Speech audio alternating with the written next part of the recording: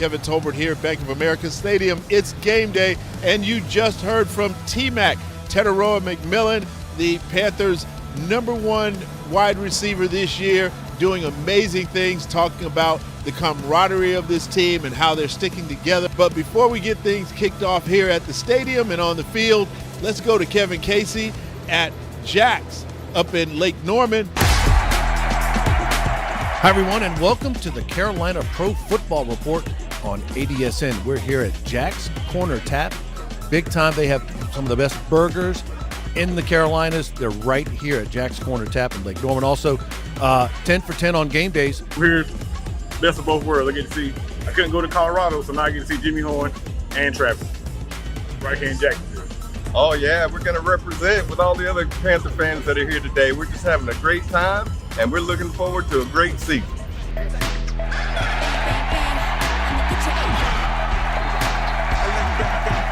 The Panthers have just knocked off the Dallas Cowboys 30-27 in a barn burner here at Bank of America Stadium. That one play that was off of him, a deflection was kind of behind him that turned into an interception for Bryce. But a very effective and efficient day for Tet McMillan. 3 receptions, 29 yards, including that 19-yard touchdown. Here in Arizona, where the Carolina Panthers have just dropped their second game in a row this season to the Arizona Cardinals, 27-22. The big burger here, it's the Corner Tap Burger. What's going on with it? Yes, sir. Caramelized onions, bacon, gorgonzola cheese, lettuce, cooked however you want it. Where the Panthers have just wrapped up their practice, their Wednesday practice for their matchup against the Jets this weekend. But let's get to the injury list to talk about some of the top names, as everyone wants to know right now. Jimmy Horn is very fast. Carolina, he's a small guy. So Bryce Young, a small quarterback comparatively speaking, you got to find ways to get him the ball. Screens, end around, slants, something like that. But Kevin Tolbert's at the stadium, and he talks more Carolina Panther offense. As you've probably heard by now, if not on ADSN, you've heard it somewhere, that Chuba Hubbard, the starting running back for the Carolina Panthers, has been ruled out. Tell me about this. I've heard about these world-famous, one-of-a-kind chicken tenders. Tell me the story. Yeah, so we have our famous tenders. They're especially breaded flour that we get from our vendor. It's made just for us, just for Sports Page. We have a second location in Coolwood. But right now, that's the best tender going. It's the best tender in Denver, from what I've been told from our customers. Well, that's a wrap for Thursday's Carolina Pro Football Report on ADSN. I'm Kevin Tolbert. Remember to subscribe, and we'll see you tomorrow. I'll shut it down, I'll shut it down, yeah. I'll shut it down, I'll shut it down, yeah. I'll shut it down, I'll shut it down, yeah. I'll shut it down, I'll shut it down, look.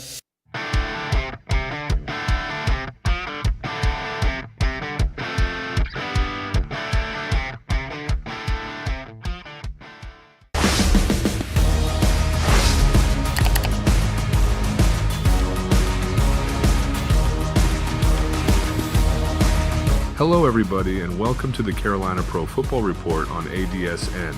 We're on site with the best fans in the Carolinas. We're out here at Tailgate Central and the smell of grills is in the air for this Week 8 matchup between your Carolina Panthers and the Buffalo Bills. The Panthers are 4-3. The Bills come into Charlotte at 4-2. But before we get into today's matchup with your host Kevin Casey, here's a preview of our in-depth series with this week's guest. We sat down with Panthers receiver Hunter Renfrow. 5, 4, 3, 2, 1.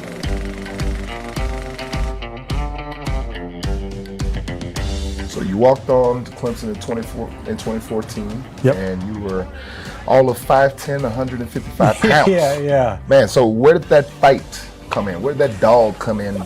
My dad was a high school coach, and I played option quarterback, and I was never the biggest or the strongest, but my teammates counted on me, and I took a lot of pride in that. And I always liked to compete. Go over to a friend's house, and we'd have 20-on-20 playing football like any given Saturday, right? And so I'm sure you were the same thing growing up. Absolutely. And so you just fell in love with competing. You fell in love with a team aspect, strategy of trying to win, and it was a combination of a lot of hard work and doing the right thing over and over and over. There's that quote that harder you work, the luckier you get, right? And I think hearing your story a little bit too, kind of hearing how you became a Panther, there was some luck involved as well as some hard work. No so question. anything in life, I think, takes the two. You had ulcerative colitis. Yeah. It's tough to say a little It bit. is. Like, Yeah, I had it's to read tough it. I had to look at it remember. again. Oh yeah. So you had ulcerative colitis. Talk to me a little bit about how that kind of played a role in your career. Yeah. When I got out of football, I got involved in a company, and there were so many, people around me that kind of lifted me up, and we were growing. And so you can get that outside of football. And I'm a firm believer you can. People say you miss the locker room. You do, but you find it in other areas, right?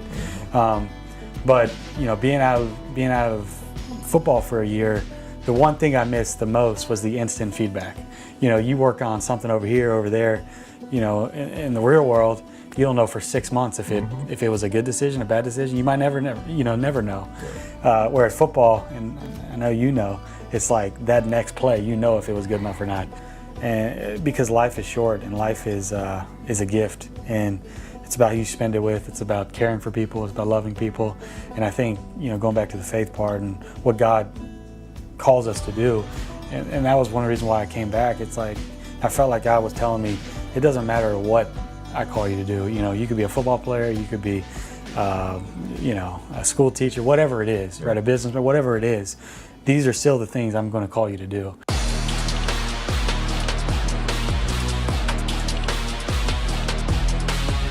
So being in this position that you're in currently, talk to me about your level of readiness and your ability to stay consistent without being heavily targeted. For sure, yeah, and just try to be available when the number's called, right? And I think that's something I learned at Clemson. And same thing here, like, I may play one week, I may not play the next week. I may get a target here, I may not there, but the things I can control are my attitude, and I can control how I prepare. What's your favorite route to run and why? That's a good question. I feel like I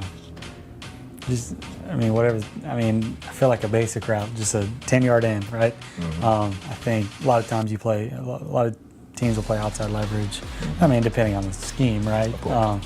But you don't get too tired by running deep, and you don't catch a 5-yard gain. A lot of times you can make a miss, and I think when you get to the 8 to 10 yard depth, those DBs think you're running deep, and so you can kind of manipulate and move them. And so you can kind of change speed and stuff like that. So anything at that intermediate level, I kind of like. He's just a special player, a special person. He's a great father, a great friend. It's just, it's just a blessing to have him in the room and just kind of, get a little bits of information here and there from him. He's done such a great job for that room and such a team player. Like, he's been a blast to have in this locker room. What is one aspect about this Panthers team that people on the outside would be surprised to learn? Usually win or loss, you're like this a lot of times. And I feel like this team is so even keeled. Like, and I think it starts with Dave, Coach Canales, I think, and then trickles down through the whole staff and Dan as well, Morgan. Like, they're the same people every day. And I know that you talk about it a lot, but you don't see it a lot in a football setting. Like, you win a game, it's the top of the mountaintop, right? You lose a game, it's down in the dumps until you win again. And whether you lose 2 in a row or you win 3 in a row, like, they're just the same people, and it's the same energy, the same fun. I remember looking around when we were 1-3, and in a team meeting, and I think T-Mac was sitting beside me. I was like, this is the most fun a 1-3 team could have. Like, we're 1-3, we just came off 2 losses, but that's the culture, and we take it serious, but you don't get better by just in a bad mood all the time. You get better by just being intentional, and you can do that with a good attitude. Even on the darkest nights, I know the sun will rise. I will trust the promise I cannot see with my eyes. What is the best advice you've ever gotten in football or life? My faith is very important to me, and I think there's a lot of truths in the Bible that even if you aren't a Christian, they make a lot of sense in Proverbs, right? And but it all gets back to your relationship and your relationship with Christ, and so that's number one. And then in football, like, availability is your best ability, and I know you've heard that as a veteran. I've been there. I've had a bad game. I've fumbled to lose a game. Like, I've done these things, right? I've dropped a pass to lose a game. Like, go pick them up. Say it'll be all right. And so whatever the team needs and being available for that situation is important. Would the 8-year-old Hunter Renfrow be proud of where you are today, and are you where you thought you'd be? Humbly, I don't want to say I'm exactly where I want to be, right? And there's still dreams and things I want to accomplish the rest of my life, and so it's a daily grind. But I think one of the things I'm most proud about is being able to raise my kids and being able to have a wife that we've been with since high school. I've been with since high school, and have people around me that love me. And I think even if football was never there, the way my parents raised me and gave me support around me, I'm just very proud of those things. That's awesome. One of the things that we managed to do was to try to make sure that we timed it up. You just recently welcomed a new one into the world. But I didn't know I was going to play this year. So the first two I had in January, February, right? Okay. It happened, but my wife has been awesome. 3 girls, and it's been a blast. And I'm still able to see them a good bit, and we got a lot of support around them, and very thankful for that. Having children, you got to get a pediatrician. And right off the bat, we met this pediatrician that was close to where our kids were in daycare at the time. And just so happens that this guy was talking about this guy named Hunter Renfrow. And so Stephen Renfrow happened to be just so hype about this Hunter Renfrow guy. And I was like, who are you talking about? It was like 2014, 15, 16, somewhere in there. He's my second oldest cousin. Okay, he's like, I have like 63 first cousins on my dad's side. 63 and he's the second first oldest. Cousins. But he's a huge reason, we call him Bubba. He is a huge reason I'm a Panther, because even last year he's like, you gotta come back and play, like get another shot, like. And so he is a big reason why I'm a Panther. That's hilarious, because he was always telling me that if you ever become a Panther, he's gonna be a PSL season ticket holder, and he's gonna be there at every single game, and every time the Raiders would come to town, he's like I gotta get this big. And it was tough, but I know that's a dream come true for the Renfrow family. Awesome. Not just Steve, but everybody else within the Renfrow family, being so close to South Carolina. Yeah, he's going to see that. He's going to be so proud. He's going to be so excited. Now I know what to call him. Give him Bubba. the credit. Give him Bubba. That's right. That's right. Yeah. Well, Hunter, really appreciate you taking the time, man. It was an awesome interview, and congratulations on making that jump back, and congratulations on the newborn, and good luck the rest of the season. Absolutely. Thank you. Appreciate it. Yeah. Absolutely. 5, 4, 3, 2, 1.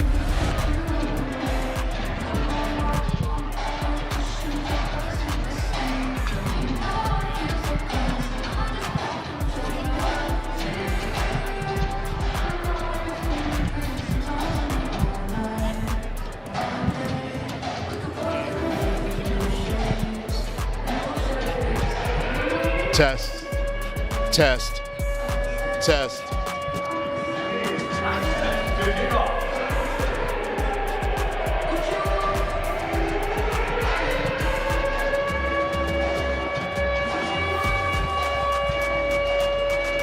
Kevin, can you hear it?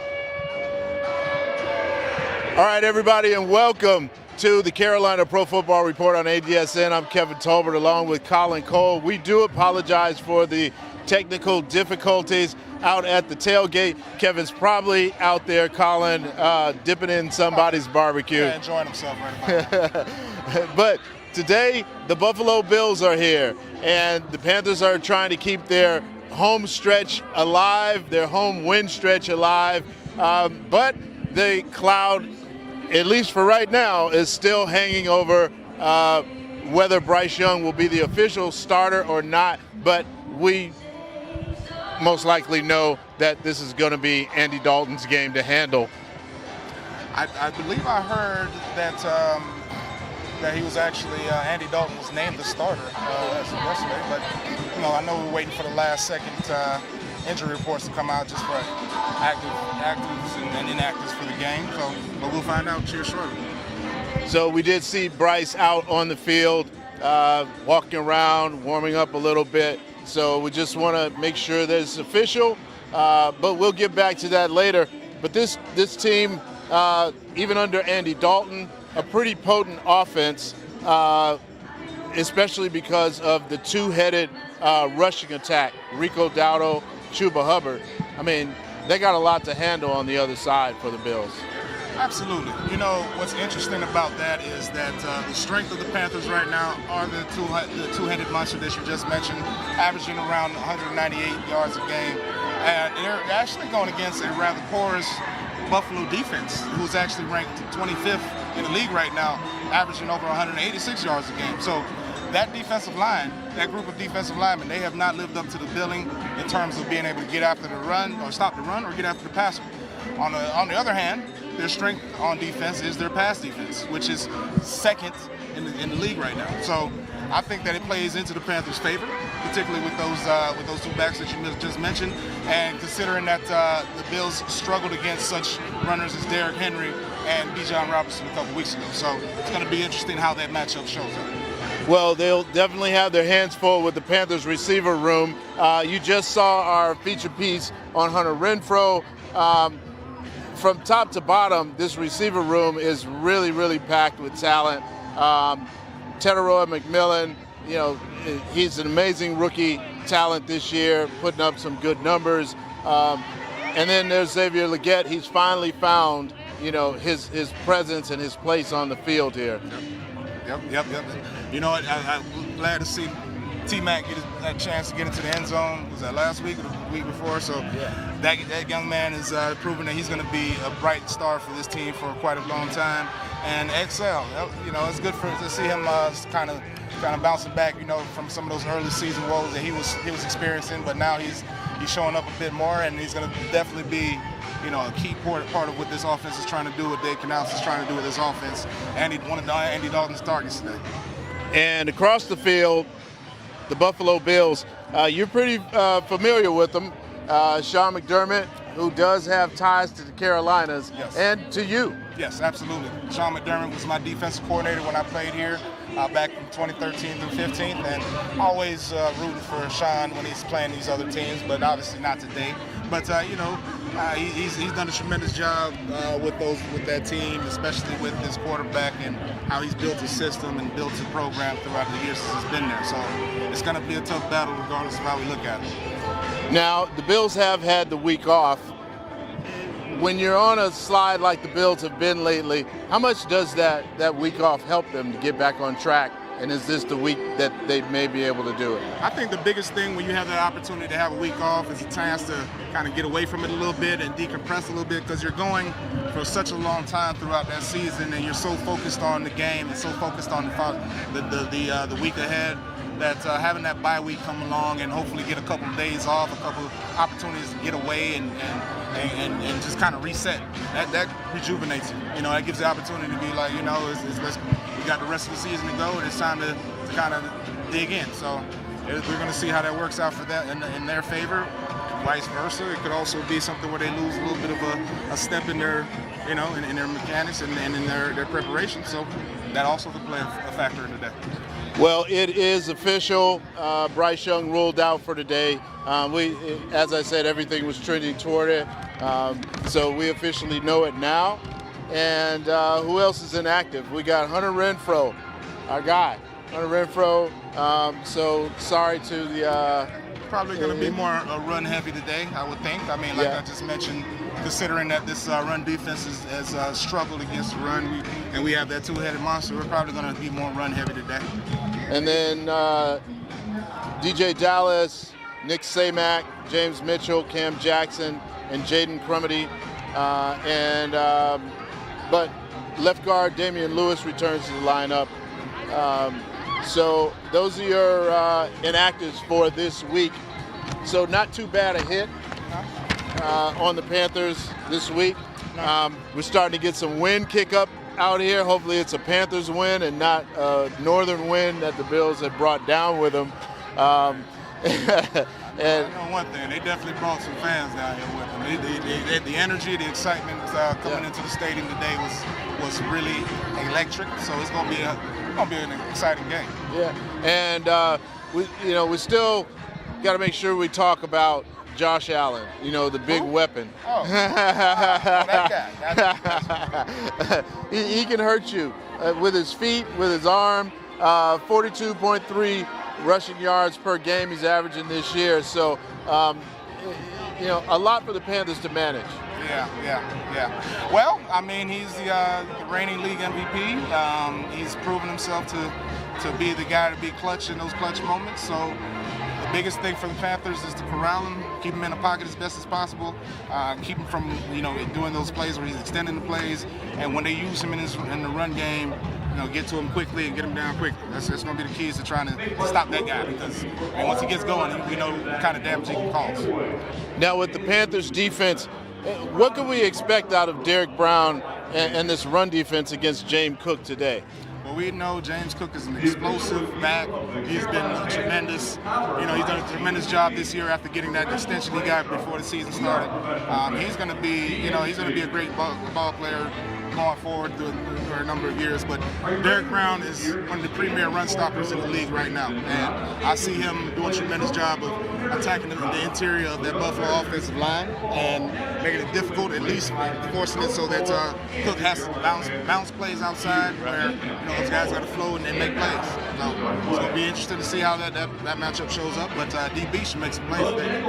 Now the Panthers have had to mix up their lineups a lot this year, whether it was the offense, the defense. They've had to mix and match a lot this season. So how much credit do you give to the system that Dave Canales has overseen this year versus talent in this? Because it seems like he's been able to plug in guys, Well, this is the NFL, and in the NFL, it's always next man up mentality. So you have to be able to have those guys that can do multiple things. You got to be able and train those guys as backups that can come in and play multiple positions.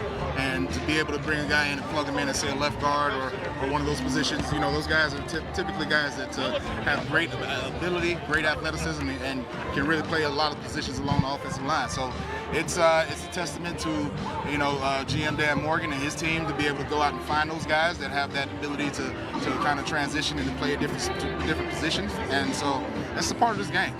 Next man up. It always has to be. If Chuba didn't go down, we wouldn't know the exploits of Dowdell at this point. So it looks like the Panthers are pretty solid in most of the groups, in most of the areas, complimentary football all the way around. But one area of concern for today is how they've defended tight ends. 336 yards they've given up, receiving yards they've given up to tight ends, 4 touchdowns this season. And now they've got Dalton Kincaid, who's averaging 57.4 yards per game. A big test for them. Where do they plug that hole? The biggest part of that is, you just mentioned Dalton Kincaid, but I know they have 2 other stellar tight ends that they employ to go out there and cause havoc on defenses. And, when you have big athletic guys like that, you really put a defense in a bind in coverage and those kinds of the things that have to go along with those things. Because if you put those 3 guys on the field at the same time and one flexes out and different alignments, it really puts defense in a bind. You might sometimes have to make a linebacker leave the pocket, that sort of thing. So it's really it's an advantage because Josh loves to run the ball. He loves to be able to throw the ball to those big targets, and we're gonna have to do something to try to get those safeties over the top and try to get those linebackers when they are matched up one-on-one to really do a good job of knocking them off their spot and really getting them to a point where they're not running the routes that they want to run. So one last thing before we go back to Kevin out there. Your prediction for today? It's been a 3-game streak for these Panthers. Been really hot at home, really been strong at home. I think that's been a tremendous aspect of what the season has been for them thus far. So I think that they can continue to ride that momentum, ride that wave. They do a tremendous job today of corralling a lackluster. No, not lackluster. Because he's still an MVP, man. You still got to be able to get bodies around him and force him to do things that he doesn't want to do, which he does well. He does well running to his right and throwing. He does well throwing to his left and throwing. So it's just got to get to him and get him down. And I know we haven't got a ton of sacks thus far. We got 4 sacks on the season so far. So today's got to be a day where we take advantage of some matchups. All right. Oh, and my prediction is I can't bet against the home team. I feel great about our win streak, so I'm going to go ahead with the home team. Home team today. All right. You got a score for me? High scoring game or low scoring game? High scoring. All right. Well, hopefully not, but it's going to be, I'm looking at 34-28 right now. Okay. I'm kind of in that same area. I definitely feel like it's going to be a high scoring game today. So we'll have a lot of exciting images to show you in our post game. Some big plays I think definitely will be made today. Well, that's a wrap for us here on the field. We're going to go back to Kevin Casey, back at the tailgate area outside. We hear that there are tons of Bills fans, a sea of Bills fans, so we'll have to do something about that. Maybe they actually, the Bills Mafia has kidnapped him out there. Not sure what's going on. Probable, considering they've probably been out here since. Actually, no, I would tell you honestly, I spoke with the garage attendants as I was parking today. He said he got there 11 minutes after 7, which is the normal time. He said there was a line of cars already there. So those folks have been tailgating since this morning and probably not drinking any beverages that are not for anybody 21 and older. Yeah, probably since last night, just to be honest. I mean, they look like they have been out there for a while when I drove by. They know how to get themselves warmed up. You know, they live up in Buffalo. They know how to get themselves warmed up. Let's be honest. Yeah. This is nothing new to them. All right. Well, Kevin, back to you. Hope you're out there getting some good barbecue. All right.